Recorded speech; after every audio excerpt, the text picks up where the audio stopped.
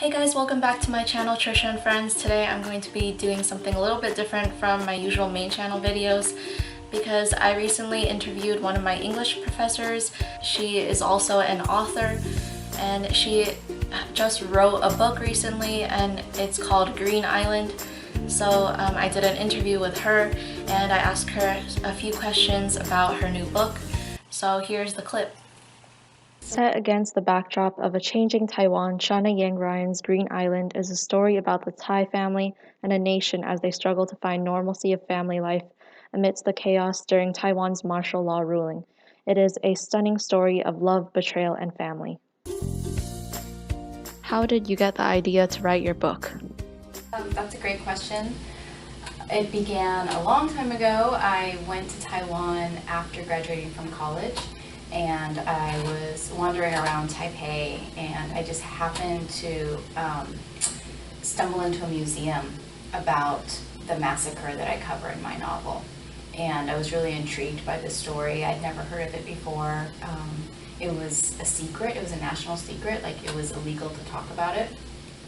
So that just stuck in my mind, and I returned to the United States. I went to graduate school, and I kept thinking about that story, and I decided that I wanted to write a book about it.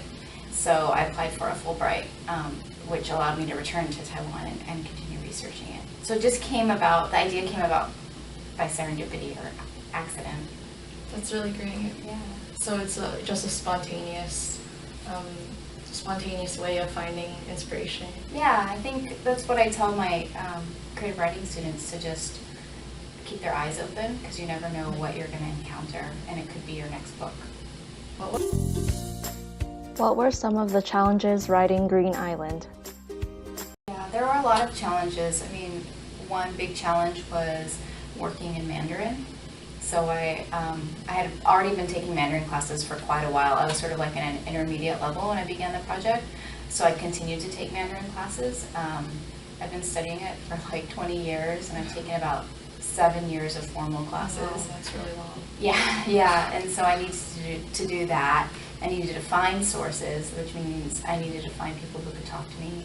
Mm-hmm. And most of the people who knew about the event that I write about were older, in their 60s, 70s, 80s, 90s. And then I needed to figure out how to tell the story that was respectful and true to what people had experienced, and that was really hard too.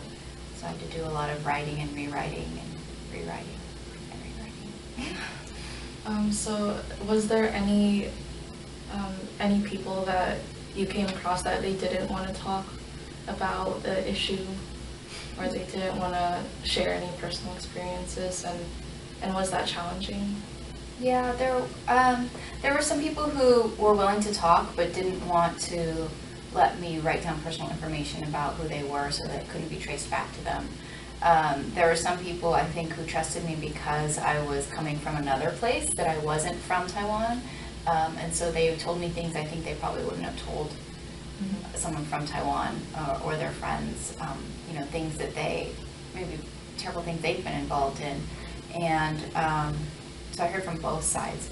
And then,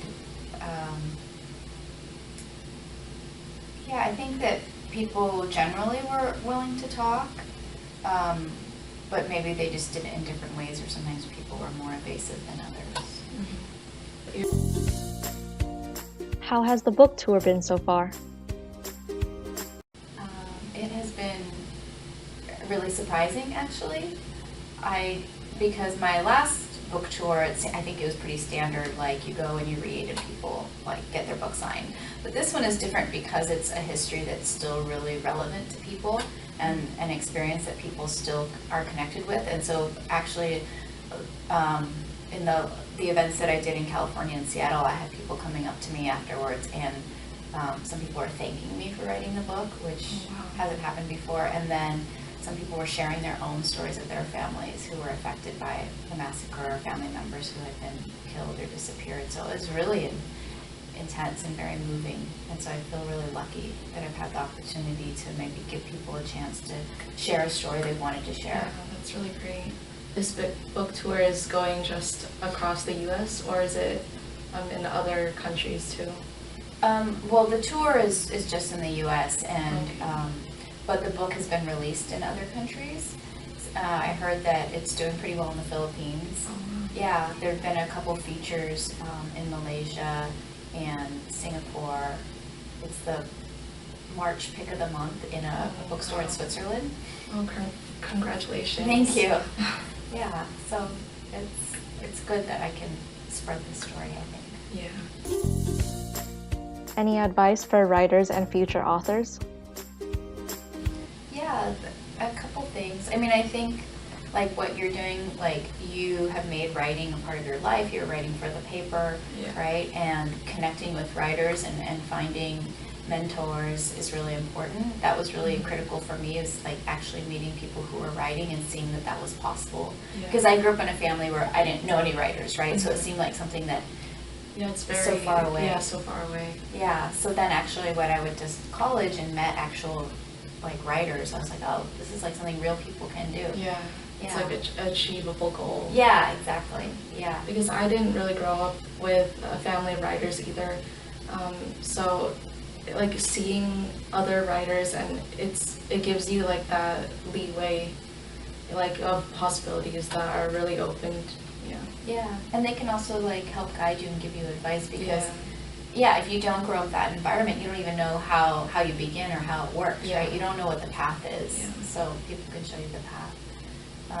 The other advice is kind of what I said earlier, is to pay attention to things.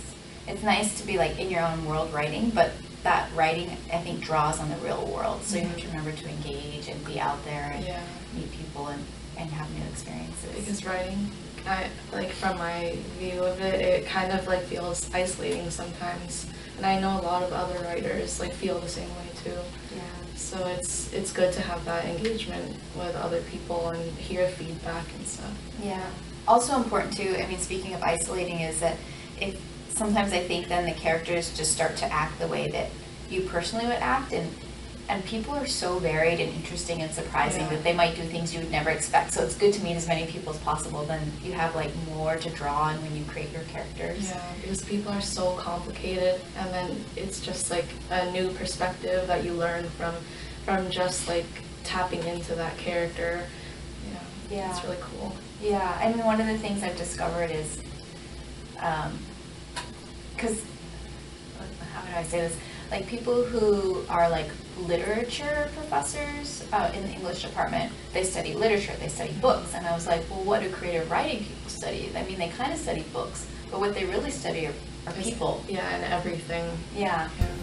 Okay guys, that's it for this video. Thank you so much for watching, and I hope you use this as a source of inspiration in your own life, especially if you're a writer or if you're just, curious about writing in general. I will also link my vlog to the behind the scenes of where you can see more of Shawna Yang Ryan and more of the interview and the behind the scenes and all that stuff. I'll link that in the description box below. I will also leave the link of where you can actually buy Shawna Yang Ryan's book in the description box. So thank you so much for watching this video, and stay safe, stay healthy, be happy, and I will see you in my next video. Bye.